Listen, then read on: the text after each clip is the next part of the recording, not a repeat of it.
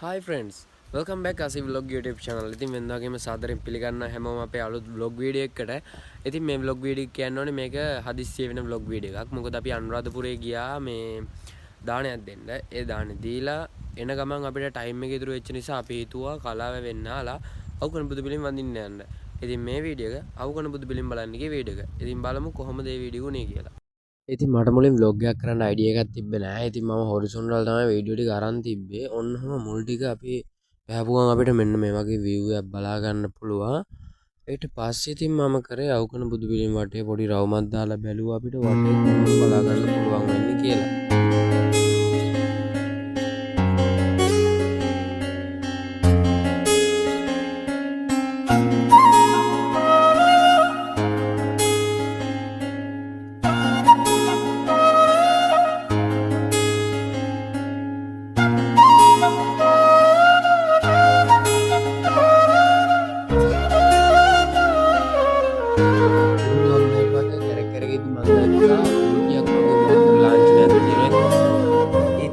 එතන හිටපු සීයා කෙනෙක් අපි මේ අවුරුදු දෙකකට විස්තර කරනවා. අපලු මොනවද විස්තර කියන්නේ? මාගේ තවුලක් කල්ලා නැතයි ඔගොල්ලෝ කවුරු හරි යහන දුව අවුරුද්දක් වුණ මේ වගේ විශිෂ්ට උදැවැන් නිර්මාණයක් ක්‍රියාවල අවුරුද්දක් ගණි පුදුරේ ආණ්ඩයි කියන මෙයාලා අපිට රෙඩි බොහොම දිනුමයි තාක්ෂණය ආධ්‍යාත්මික කියන එකේ පණ භාවනාවෙන් දිනු කරගත්ත යම් කිසි පළවෙනි පැත්තේ ඥාන ලාභි නැත්නම් මේවා දැන් මාගන්න මේ වගේ හික්මීම ඉවසීම සංයමය කරන දේකට ඒවයි තමයි අපි තාක්ෂණ යන්ත්‍ර සූත්‍ර නොවුන ස්වභාවික තාක්ෂණයක් ඉඳලා තෝරාගත්ත බෙහෙත් ගෞතු වල මුල් මල් පොත්කොළ ඇටුවගේ පංචාංග එකතු කරලා අඹරලා මේක පිළිත් කරනවා විවිධ බලයේ සත්‍යය බෙහෙත් බල සත්‍යය එකතු කරලා දරන්නේ පහන් කරලා මුළු වෙලා තියෙනවා අපි කියන්නේ මුළු වෙනවා කියන්නේ මේ මුළු දෙක උණු කියලා කටුව කියලා මෙකින් ගන්න ගැහුවම මේ වගේ මස් කරන් පල්ුයි අනවශ්‍ය කැල්ලා බින්දා වෙනවා කියලා යනවා යම් ආකාරයකින් කුල්ලානේ මාන කරලා තියෙන්නේ එහෙම සුරක් පාරවල ලකුණු මව් බලයෙන් පාරවල වලට පේන පිරිමාගේ පොතනකෝ කටුවක් කියලා මේකකින් කලකුණු සංකේතයක් මොනම ආකාරයකින් හොයාගන්න බැහැ. ඒක නම් හොඳ. ආලේ දිගු කන් දිගු එන්නේ දිගු වස්පා බුදුරන් පමණක් වෙනයි හරි ලක්ෂණ ප්‍රන් දෙරය සාධමන දීවාදාන කියන දෙල්ල සිංහරාගේ කුංගල් වගේ මුඛකාරී පපුව අස්තරාවන දාස්ලා ඕල් මොංගල්මන කියලා නකන්දා උදේ නිකොත් ලුකිහිටි පළවෙනි මුල්ක ලක්ෂණ දීපසු දීගන්නේ පොරවට සමාන්තරව අපේ වගේ විදිහට ඉතින් විඥාන පොරවට පාපී නෝ ඉන්නේ දෙනවා පටිගා කියන තැන පටියේ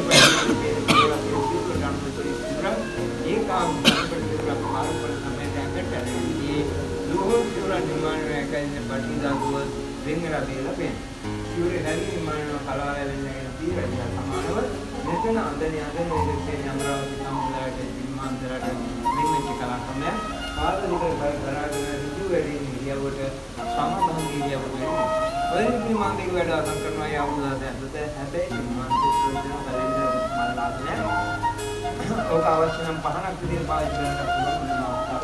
ඔය දෙක විතර ගන්න කෙනෙක් ඉස්පියාගේ සිරස්ලාට මුලින් තියෙන සිරස්පතේ තියෙන මහාන වේගයේ ඒකට හේතුව අණ්ඩාපුර යෝගයේ වගේ මුළු වෙල් නිර්මාණය සිරස්පතේ තියෙන සිරස්පත මුල් වටේ තියෙන මහාන වේගයේ ඒලා මේක නිර්මාණය කරලා නැත්නම් උෂ්ණේශයේ එතකොට මේ තියෙන නිර්මල වේගය කියන පත්මාකනේ මේක පාලි භාෂාවෙන් පටිමා කරේ ආදාපේ භාෂාවෙන් මේ කොටස් දෙකේ තුනේ අටවෙනි කතාවේ දෙකෙනි පිළිමගේ නිර්මාණය නිසා සත්‍ය පාණය තමයි ලෝකේ උලම් කවුවා කවුරුයක් කියලා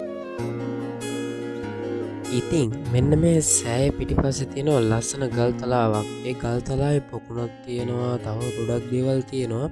ඉතින් මේ සෑය පිටිපස්සට යන්න ඕනේ ඒක බලන්න. අපි දැන් යමු සෑය පිටිපස්සට. ඒක කොහොමද කියලා බලන්න.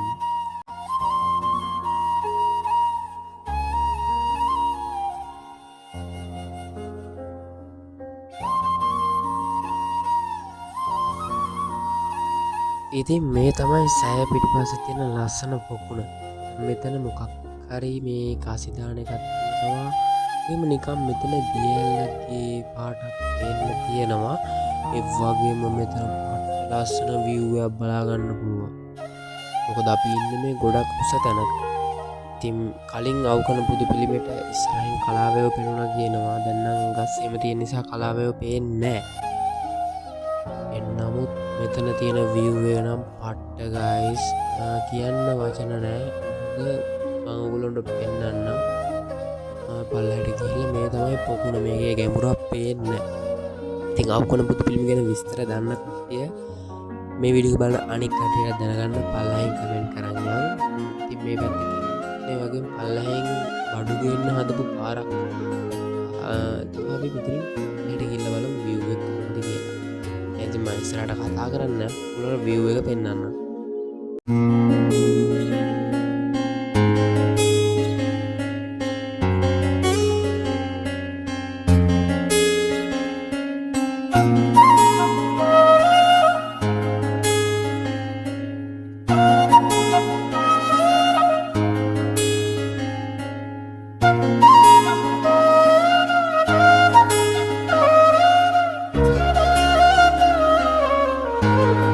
පස්සේ අපි මෙතන තිබ්බ සෑය වැඳලා බෝධීන් වහන්සේ නමස්කාර කරලා පල්ලහැට එද්දී මම දැක්කා ලස්සනම view එකක්.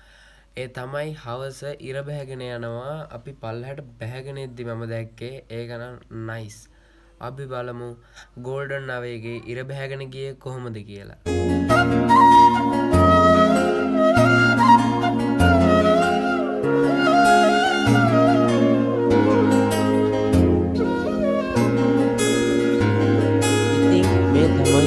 බුදු පිළිමට යන පාර. මොකද මම එද්දි වීඩියෝ කරලා නැති නිසා මං හිතුවා යද්දි වීඩියෝ එකක් ගන්න. ඉතින් මේ පාරත් හරිම ලස්සනයි නිස්කලංකයි.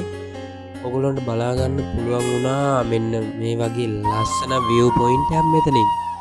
ගස්වැල් තියෙනවා. ඒ වගේම මේ පාර උනත් මාරම නිස්කලංකයි. කියන්නේ මේ පාර නෙමෙයි. එතනින් යනවා ප්‍රධාන පාර. ප්‍රධාන පාර උනත් මාර නිස්කලංක ගතියක් තියෙන්නේ. වාහනත් අඩුයි. ඒ වගේම මෙතන මාර නිදහසක් විතර දැනෙන්නේ. මේ වගේ දෙපැත්තේ චූටි චෛත්‍ය දෙයක් තියෙනවා. ඒ කියන්නේ රහතන් වහන්සේලාගේ භස්මාවශේෂය තැන්පත් කරලා කියලා.